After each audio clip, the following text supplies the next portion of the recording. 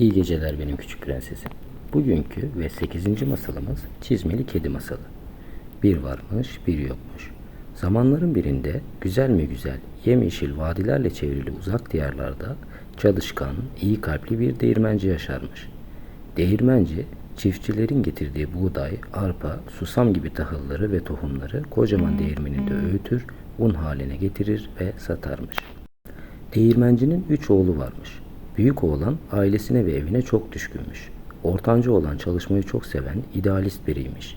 Küçük oğlan ise oldukça saf ve iyi yürekli biriymiş. Her biri babalarına yardım eder, onu çok severmiş. Gel zaman, git zaman, değirmenci yaşlanmış. Sakallarına aklar düşmüş. Artık işleri yapmak için yorgun olduğunu fark etmiş. Torunlarını kucağına alma zamanının geldiğini düşünerek mirasını 3 oğlu arasında paylaştırmaya karar vermiş. Değirmenci bütün çocuklarını çok seviyor, hiçbirini birbirinden ayırt etmiyormuş. Bu nedenle mirasını paylaşırken çok dikkatli düşünmesi gerektiğini biliyormuş. Günlerce düşündükten sonra mallarını çocukları arasında nasıl pay edeceğine karar vermiş. O gün güneş batarken tüm çocukları çevresinde toplamış. Önce en büyük oğluna dönmüş ve ona miras olarak evini vermeye karar verdiğini söylemiş. Birbirinden güzel çiçeklerle dolu bahçesi olan doğal taşlarla süslü güzel evini büyük oğlu alacakmış. Oğlum, böylece sıcak ve huzurlu bir yuvanda mutlu mesut yaşayabileceksin demiş. Sonra ortanca oğluna dönmüş ve ona miras olarak değirmeni vereceğini söylemiş. Kocaman bereketli değirmen ortanca oğlunun olacakmış. Oğlum, böylece tahılları öğütecek, kendi ekmeğini kazanabileceksin demiş. Sıra küçük oğluna gelmiş. Değirmencinin ona verecek evi ya da toprağı yokmuş. Çocuklar babasının küçük kardeşine ne bırakacağını çok merak etmişler. Değirmenci küçük oğluna dönmüş ve ona miras olarak kedisini vereceğini söylemiş. Değirmencinin yanından bir saniye olsun ayırmadığı kedisi küçük oğlunun olacakmış. Oğlum, böylece sen de hiçbir zaman zorluk çekmeden huzur içinde yaşayabileceksin demiş. Çocuklar babasının kedisini çok sevdiğini biliyorlarmış. Ama bir kedinin küçük kardeşine nasıl destek olabileceğini anlamamışlar. Babalarının başka verecek bir şeylerinin olmadığını da bildikleri için seslerini çıkarmamışlar. Babalarının vefatının ardından büyük oğlan evi almış ve huzur içinde yaşamaya başlamış. Ortanca oğlan değirmeni alıp işletmeye başlamış. Sadece bir kediyle kala kalan küçük oğlan ise yollara düşmüş. Çizmeli Kedi Masalı da tam böyle başlamış. Mevsim kış mevsimiymiş. Küçük oğlan kedisiyle birlikte kalacak bir yer, yiyecek bir yemek bulabilmek için şehre doğru ilerlemeye başlamış. Ama yol uzun, hava soğukmuş. Bir süre sonra kedisinin çok üşüdüğünü fark eden çocuk şapkasını ve çizmelerini kedisine vermiş. Kafasındaki beresi ve ayağındaki çorapların ona yeteceğini düşünüyormuş. Gün boyu yürümüşler ve çocuğun karnı çok acıkmış. Bir kenara çökmüş ve ağlayarak kedisine sarılmış ve ona dert yanmaya başlamış. O zamana kadar sessiz sedasız sahibini takip eden kedi sahibine yanıt vermiş. Sen hiç merak etme iyi kalpli çocuk. Ben seni bu gece saraylarda sıcacık yatakta yatıracağım. Küçük oğlan çizmeleri ve şapkasıyla karşısında insan gibi konuşan bu kediye şaşa kalmış. Çocuk hiçbir şey söylemeden kedi tekrar konuşmaya başlamış. Bu arada şapka ve çizmeler için çok teşekkür ederim. Bana çok yakıştılar. Şimdi sızlanmayı bırak, kalk ve yolumuza devam edelim.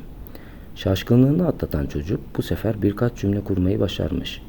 Sen hem konuşuyorsun hem de oldukça komiksin. Hiç önemli değil çizmeli kedi. Sen bana babamdan hediyesin. Üşümeni hiç istemem. Çizmeli kedi tatlı bir ukalalıkla cevap vermiş. Aynı zamanda oldukça zeki olduğumu söyleyebilirim. Babam benim daha çok kurnaz olduğumu düşünürdü. Hadi şimdi konuşmayı bırak da gidelim ve karnımızı doyuralım demiş. Birlikte yeniden yola çıkmışlar. Ormanın ilerisinde çiftliklerin olduğu bölgeye vardıklarında çizmeli kedi bir anda çocuğun yanından ayrılmış ve kısa süre sonra elinde 3 tombik tavuk ve bir tavşanla geri dönmüş. Çocuk çok sevinmiş. Harika, karnım açlıktan zil çalıyordu. Hemen bir ateş yakalım ve onları yiyelim. Çizmeli kedi, olmaz seni saf çocuk. Yoksulluktan kurtulmak istiyorsan sabretmeyi öğrenmelisin ve küçük şeyleri gözün tok olmalı. Bu tavuklar bizim sermayemiz demiş. Bunları bu gece büyük bir ziyafet çekmek ve sıcacık yatakta yatmak için kullanacağız. Kedi de sahibini kurtarmak ve zenginleştirmek için hemen harekete geçmiş. Bizim küçük oğlan oldukça safmış ve böyle planlardan hiç anlamıyormuş. Karnı çok aç olmasına rağmen kediyi dinlemeye karar vermiş. Çizmeli kedi önde, çocuk arkada yola devam etmişler. Hayvanlar da hala yanlarındaymış. Şehre vardıklarında çizmeli kedi sahibine beklemesini söylemiş ve doğruca sarayın yolunu tutmuş. Çizmeli kedi 2 tavuğu ve bir beyaz dağ tavşanını krala götürerek sahibini zengin, yakışıklı ve soylu bir prens olarak anlatmış ve hediyelerini kabul etmesini istemiş. Altın dolu kervanlarının da yolda olduğunu ve birkaç güne kasabaya varacağından bahsetmeyi ihmal etmemiş. Hediyeleri kabul eden kral, çizmeli kedinin oldukça inandırıcı şekilde anlattığı bu hikayeye hemen inanmış ve onları şehrine gelen bu soylu prensi akşam yemeğe davet etmiş.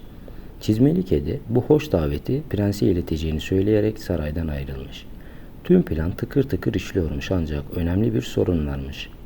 Çocuğun kılık kıyafeti bir prens gibi değilmiş ancak kurnaz çizmeli kedinin bunu çözmek için de bir planı varmış.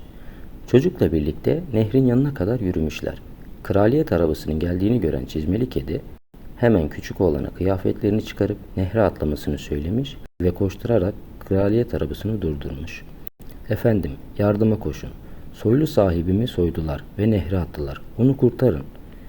Çizmeli kediyi gören kral hemen arabayı durdurmuş. Şehrine gelen prensin böyle bir olay yaşamasından dolayı utanan kral, askerlerine prensi kurtarmasını ve ona en güzel kıyafetleri vermesini emretmiş.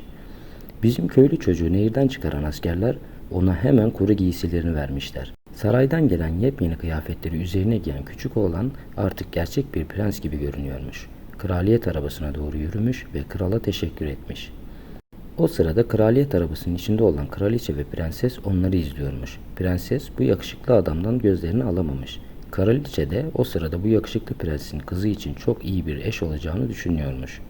Olan biteni şaşkınlıkla izleyen bizim küçük oğlan, çizmeli kedinin kendisine prens olarak seslenmesine şaşırsa da artık onun sözünü dinlemeyi öğrenmiş.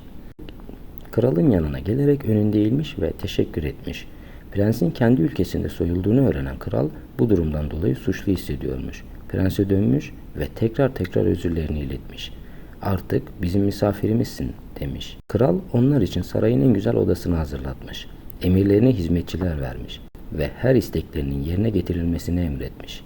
Akşam olduğunda kocaman bir ziyafet sofrası onları bekliyormuş. Birlikte yemişler, içmişler, hoş sohbetler etmişler. Kral ve kraliçe prensi çok sevmiş.